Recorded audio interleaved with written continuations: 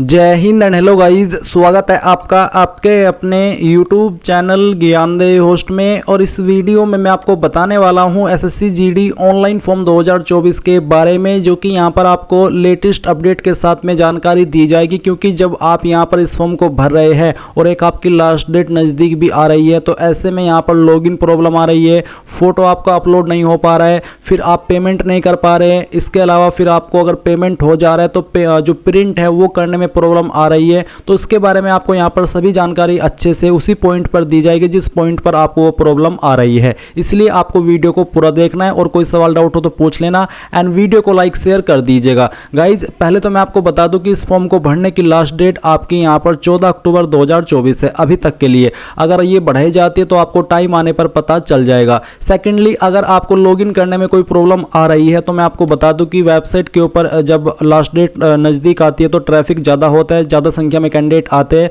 तो वो server down होने की वजह से इस तरह की प्रॉब्लम आती है। इसलिए गाइज आपको रात में 12 से 1 या 2 बजे के बीच में इसमें फॉर्म को भरने की कोशिश करनी है अगर आपके सामने लॉगिन वाली प्रॉब्लम आ रही है, क्योंकि उस वक्त ट्रैफिक बहुत ही कम हो जाता है। तो रात में 12, 1 या फिर 2 के बीच में ट्राई अगर आप करेंगे तो ये वाली प्रॉब्लम आपके सामने नहीं आएगी, और ना ही प्रिंट करने में कोई प्रॉब्लम आएगी और ना ही पेमेंट करने में कोई प्रॉब्लम आएगी, क्योंकि ये प्रॉब्लम सभी ज़्यादा ट्रैफिक होने की वजह से आती है। अभी आप यहाँ पर बात करेंगे कि कैसे आपको इस फॉर्म को शुरू से लेकर आखिर तक भरना है। मैंने आपको हमारी वेबसाइट का लिंक वीडियो के डिस्क्रिप्शन में दिया है, ये आप जैसे ही ओपन करेंगे ये सब जानकारी आएगी, और उसके बाद में आप इंपॉर्टेंट लिंक के सेक्शन में आएंगे और अप्लाई ऑनलाइन लिंक ओपन करेंगे। इसके बाद आपके सामने एसएससी की ऑफिशियल वेबसाइट आ जाएगी। आप यहाँ पर लॉगिन और रजिस्टर इसके ऊपर क्लिक करेंगे। इसके बाद गाइज अगर आपका पहले से अकाउंट बना हुआ है इस वेबसाइट के ऊपर नई वाली, तो आप यहाँ पर इसमें आपका रजिस्ट्रेशन नंबर, आपका पासवर्ड और कैप्चा कोड डाल करके लॉगिन कर लेंगे।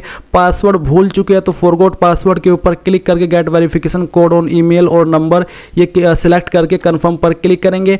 एंड देन यहाँ पर आपको आपका डेट ऑफ बर्थ देना है, 10th का बोर्ड देना है, उसके बाद में ईमेल आईडी और फिर आपका नंबर। इसके बाद आप जैसे गेट वेरिफिकेशन कोड करेंगे तो आपके नंबर और ईमेल दोनों पर ओटीपी जाएंगे। कोई एक ओटीपी आप यहाँ पर डाल करके जैसे ही वेरीफाई करेंगे तो आपको आपका रजिस्ट्रेशन नंबर देखने को मिल जाएगा, और फिर आप आपका एक नया पासवर्ड बना करके इसमें लॉगिन हो जाइएगा। पर गाइज अगर आप फ्रेशर है, आपने इस वाली वेबसाइट का इस्तेमाल करके अभी तक कोई भी फॉर्म नहीं भरा है, तो आपको इसमें अकाउंट बनाना है। इसके लिए आप यहाँ पर रजिस्टर नाउ इसके ऊपर क्लिक करेंगे एंड देन आपके सामने वो स्टेप्स आएंगे जिनके अंदर ये फॉर्म कंप्लीट होगा रजिस्ट्रेशन का। तो आप यहाँ पर इसको कंटिन्यू कर दीजिए। इसके बाद में सबसे पहला सवाल है कि क्या आपके पास आधार कार्ड है? अगर हाँ तो यस करिए, और फिर यहाँ पर आधार कार्ड का नंबर डाल करके उसको दोबारा डाल करके वेरीफाई कर दीजिए। अगर नहीं है तो नो करके आप यहाँ पर 2 पॉइंट में कोई एक अन्य आईडी सेलेक्ट कर ले और उसका नंबर यहाँ पर डाल दे। फिर आपको 3 पॉइंट में आपका नाम एंटर करना है। ये नाम आपको 10th के सर्टिफिकेट के अकॉर्डिंग एंटर करना होगा और उसको दोबारा डाल करके आपको यहाँ पर वेरीफाई कर देना है। फिर 4 पॉइंट में आपसे पूछा कि क्या आपने आपका कभी नाम बदला है? अगर हाँ तो यस, नहीं तो आप नो करेंगे। इसके बाद 5 पॉइंट में आपको आपका जेंडर सेलेक्ट करना है एंड देन उसको दोबारा सेलेक्ट करके वेरीफाई कर लेना है। फिर आती है डेट ऑफ बर्थ। तो जो भी आपकी डेट ऑफ बर्थ है वो आप यहाँ पर देंगे। इसमें आपको पहले डे नहीं बल्कि पहले आपको बर्थ का मंथ डालना है, फिर डे, और उसके बाद में जो भी आपका ईयर है वो आप यहाँ पर भरेंगे। एंड देन सेम वे में आपको यहाँ पर आपका डेट ऑफ बर्थ दोबारा डाल करके वेरीफाई करना है, पहले मंथ फिर डे और उसके बाद में ईयर। एंड देन फिर यहाँ पर आपको 7 पॉइंट में आपका फादर नेम एंटर करना है, फादर नेम को दोबारा डाल करके वेरीफाई करना है। 8 पॉइंट में आपको मदर नेम डालना है और उसको दोबारा डाल करके वेरीफाई कर देना है। 9 पॉइंट है मैट्रिकुलेशन बोर्ड, यानी कि आपने 10वीं किस बोर्ड के द्वारा की है। अगर आपका बोर्ड यहाँ पर है तो अच्छी बात है, नहीं तो आप यहाँ पर एक अदर का ऑप्शन देखने को मिलेगा, इसको सेलेक्ट कर लीजिएगा। इसके बाद में यहाँ पर जो भी आपने बोर्ड सेलेक्ट किया उसको दोबारा सेलेक्ट करके आप वेरीफाई करेंगे। एंड देन यहाँ पर 10th का रोल नंबर जो भी आपका था वो आप यहाँ पर एंटर करेंगे और उसको दोबारा डाल करके वेरीफाई कर देंगे। फिर आपको ईयर ऑफ पासिंग में बताना कि किस साल के अंदर आपने आपकी 10वीं पास कर ली थी और उसको दोबारा सेलेक्ट करके आपको यहाँ पर वेरीफाई कर देना है। एंड देन 12 पॉइंट है हाईएस्ट एजुकेशनल क्वालिफिकेशन। तो जो भी आपकी हाईएस्ट क्वालिफिकेशन है वो आप सिलेक्ट करेंगे, वही क्वालिफिकेशन सेलेक्ट करें जो कि आपने कंप्लीट कर ली हो। जो आप कर रहे हो वो आप यहाँ पर सेलेक्ट ना करें एंड उसको दोबारा सेलेक्ट करके वेरीफाई करें। फिर 13 पॉइंट है मोबाइल नंबर। तो आप यहाँ पर आपका मोबाइल नंबर डाल लीजिए जो कि आप रजिस्टर करना चाहते हैं। जैसे आप यहाँ पर नंबर डालेंगे और उसके बाद में आपको यहाँ पर सेंड ओटीपी करना है, आपके नंबर के ऊपर ओटीपी जाएगा जो कि आपको यहाँ पर डाल करके वेरीफाई करना है। सेम तरीके से आपको आपकी ईमेल आईडी एंटर करनी है।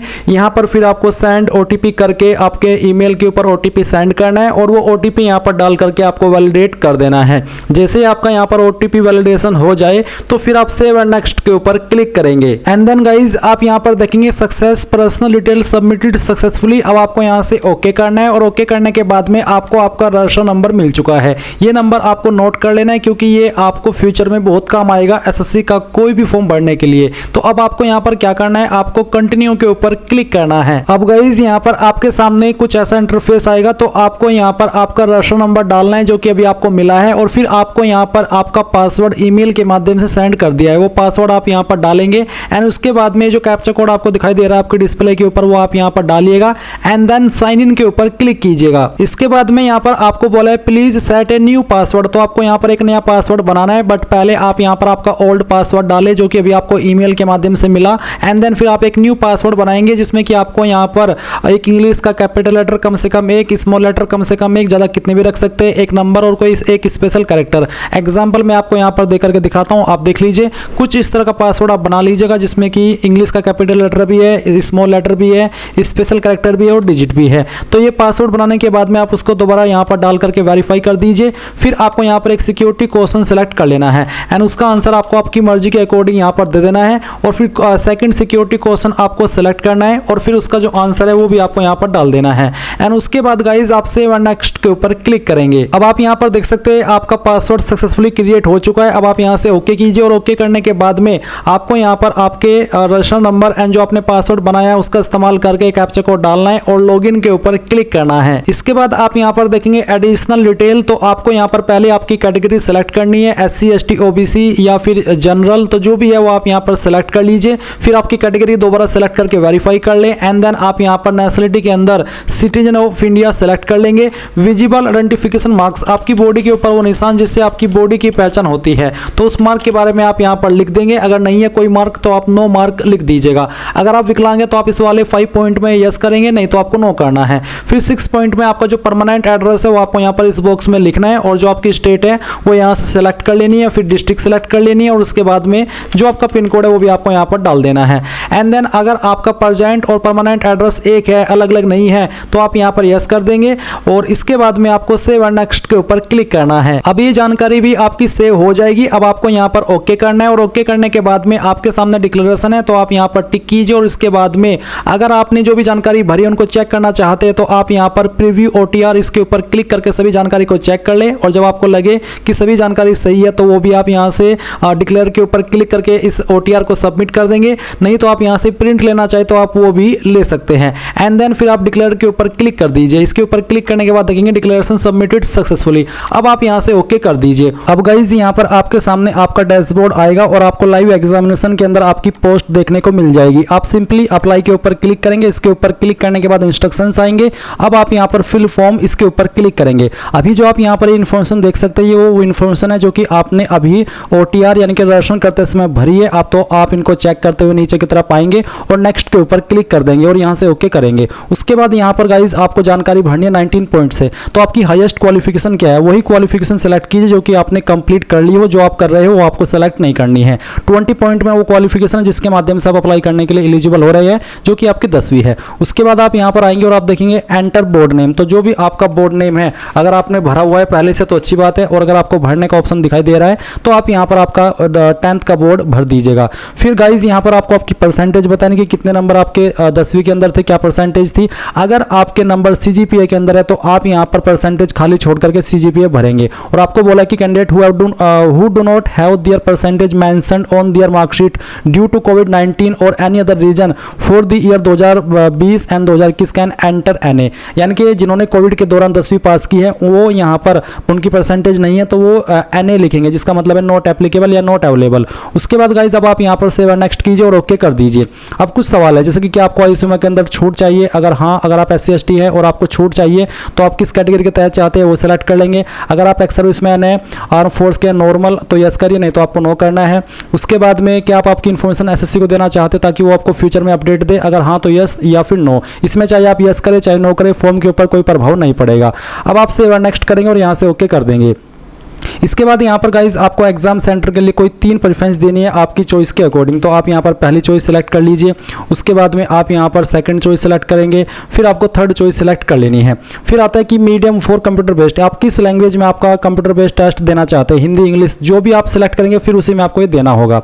उसके बाद में क्या आपके पास एनसीसी सर्टिफिकेट है, अगर हाँ तो यस, नहीं तो आप नो करेंगे। उसके बाद have you participated in any game, क्या आप किसी गेम में स्पोर्ट्स या फिर डिस्ट्रिक्ट लेवल या फिर स्टेट लेवल या फिर नेशनल आपने पार्टिसिपेट किया इनमें से किसी लेवल पर किसी भी स्पोर्ट्स में, अगर हाँ तो यस, नहीं तो आप नो करेंगे। उसके बाद कौन सी स्टेट के आप निवासी है वो स्टेट सेलेक्ट कर लेंगे, फिर आपको यहाँ पर उस स्टेट को दोबारा सेलेक्ट करके वेरीफाई करना है। कौन सी डिस्ट्रिक्ट के निवासी है वो डिस्ट्रिक्ट सेलेक्ट कर लेंगे, उसको दोबारा सेलेक्ट करके वेरीफाई कर देंगे। फिर पूछेगी कि आप किसी स्टेट से किसी दूसरी स्टेट में मिग्रेट हुए हो, यानी कि जो आपकी अभी करंट स्टेट है उस स्टेट में क्या आप दूसरी स्टेट से आए हो, अगर हाँ तो यस, नहीं तो आप नो करेंगे। उसके बाद क्या आप यहाँ पर मिलिटेंसी या फिर नक्सल अफेक्टेड डिस्ट्रिक्ट से बिलोंग करते हैं, अगर हाँ तो यस, नहीं तो आप नो करेंगे। अगर आपके सामने ऑप्शन यहाँ पर ऑटोमेटिकली नो है तो जो आपकी रेशन की इन्फॉर्मेशन है उसके अकॉर्डिंग यहाँ पर आप नो ही में ही आते हैं।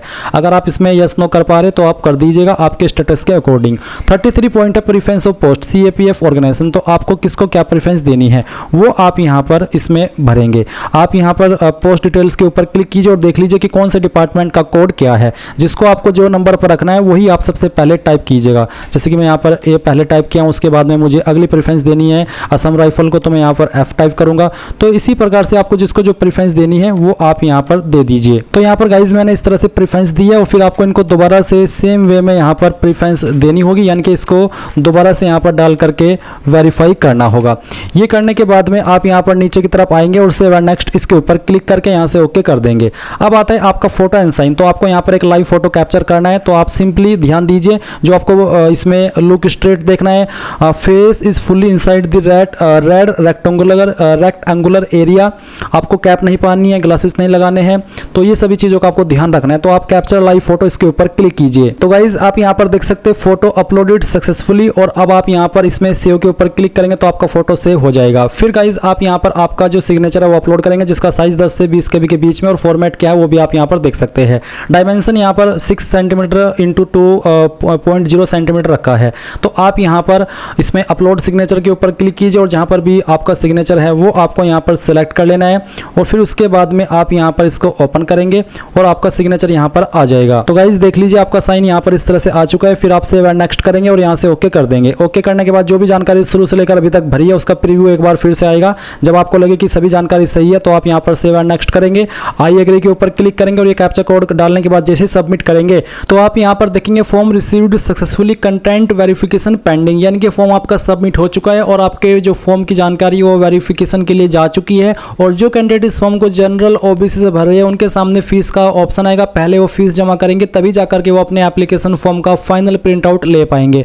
आप यहाँ पर प्रिंट एप्लीकेशन के ऊपर क्लिक करके इस तरह से आएंगे और नीचे की तरफ प्रिंट पर क्लिक करेंगे। अगर आपके पास अभी प्रिंटर मौजूद नहीं है तो आपका ये फाइल ऑटोमेटिकली PDF के रूप में डाउनलोड हो चुका है, आप इसको बाद में प्रिंट करा लीजिएगा। और आप यहाँ पर एप्लीकेशन हिस्ट्री के सेक्शन के ऊपर आकर के यहाँ पर जो आपने अप्लाई किया वो देख लीजिएगा। अगर आपको कुछ भी शो नहीं हो रहा है तो आपको 2-4 बार वेबसाइट को रिफ्रेश कर लेना है, क्योंकि वेबसाइट सर्वर डाउन होने की वजह से यहाँ पर कुछ दिखाई नहीं देता, तो 2-4 बार रिफ्रेश कर लीजिएगा। सो इस तरह से आप लोग ये आपका फॉर्म भर पाएंगे। आई होप ये जानकारी आपको पसंद आई होगी। तो ये थी जानकारी, और जो मैंने आपको बुक सजेस्ट की है वो परचेज कर लीजिएगा। बुक को परचेज करने का लिंक ओसवाल बुक की SSC GD की बुक वीडियो को डिस्क्रिप्शन में दिया है, जाइए बाय कर लीजिए। Thanks for watching. जय हिंद।